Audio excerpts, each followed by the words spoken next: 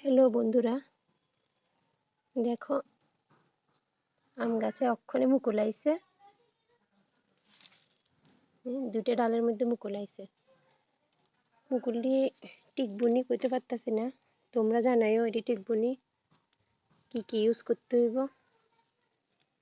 এটা কোন জাতের আম এটাও বুঝতেছি না।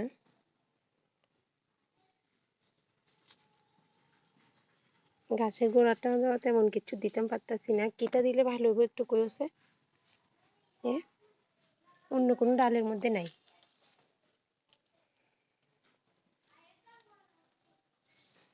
এই ছোট্ট ছোট্ট দুইটা ডালের মধ্যে আইছে মুকুল।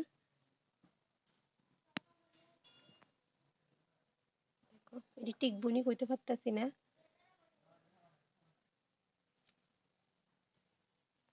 আর এটা কোন প্রজাতির আম একটু কইও দেখি। আমি তো কইতে পারতাছি না, বাজার থেকে আইনা লাগাইয়া দিছি, কিন্তু এটা কি আম এটা কইতে পারতাছি না।